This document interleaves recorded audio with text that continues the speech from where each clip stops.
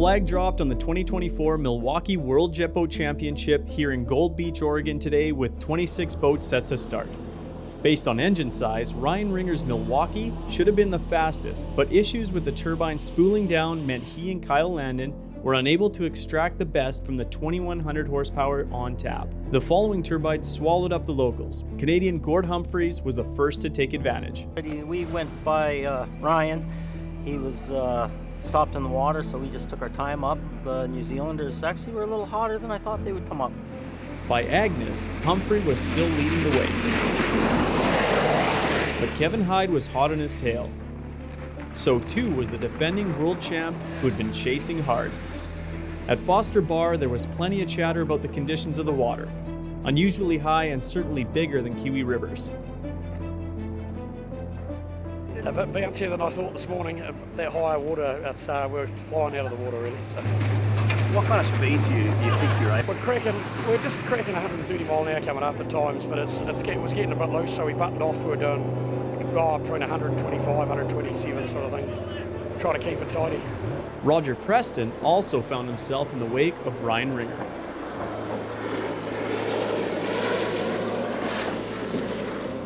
We came up behind Ryan a couple of times and he was having troubles, so it was tough trying to see where we were going. We caught up behind him up the top end there.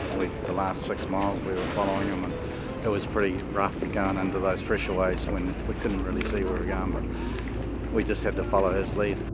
It didn't die, it just unspooled, and we had problems with it unspooling the whole way up. So we hit some rough, anytime we hit some rough stuff, the turbine basically went to idle mode, and we had to wait for it to catch back up. Tom Kelly was on a scorcher in A-Class, chasing down Tyler Coates, who had set the fastest pace on day one.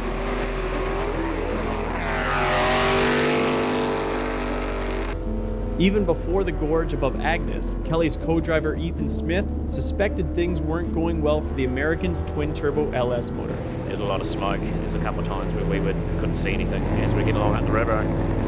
Tom had to just button off to get through. She was just looked like a big smoke storm. Next fastest should have been John Derry, but a sluggish start dragging Weed off the start line cost valuable seconds, leaving Mexican A340 Jose Antonio Villafuerte Vesquez to take over second in class.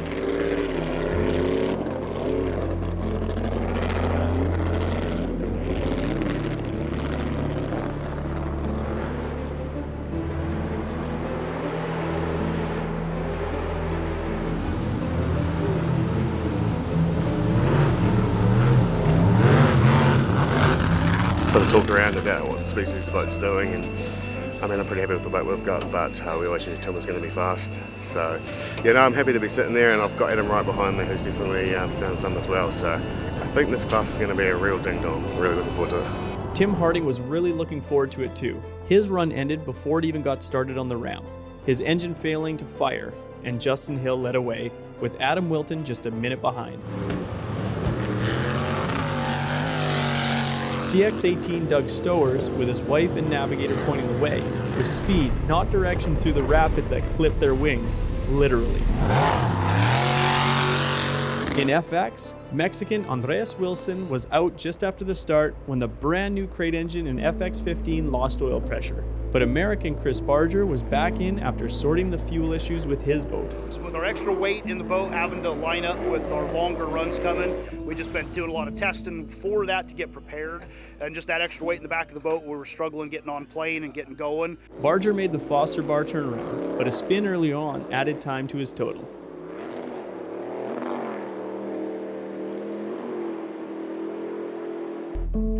Kyle only started building his boat 3 months ago and has already picked up the Boat Show award yesterday. It's nothing really special other than it's just a Burley hull. It's not an Eagle or a Brat Jet or Coyote. It's I don't know how many was ever built. I got it. It was totaled. We just replaced the bottom on it. And I got a sponsor for the paint job, and it turned out really well. And people at the Boat Show liked it. By the end of the day, Kyle will be liking it a whole lot more. He was quick in yesterday in seating, and by the end of the day, he would be leading the FX, despite losing a wing up past the 2-mile rapid. Cameron Kirkland was second quickest in class yesterday, and was again on the morning run upstream.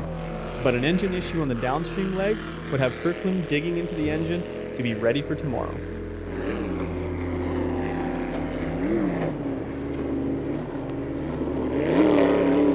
FX28, our Mexican entry driven by Bernardo Rodriguez Saro, wasn't driving the quickest in FX, but it certainly was one of the most well presented. That only added to the injury of its demise on the start of the downstream leg. On pushing back, it got caught in the portable dock in the river, and the swift current rolled it over, and it slipped into the powerful flow of the river.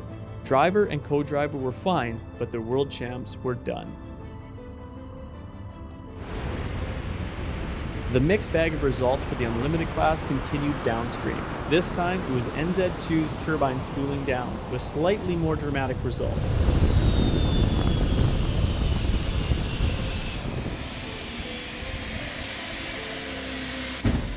The Rogue River had always threatened to be challenging for many.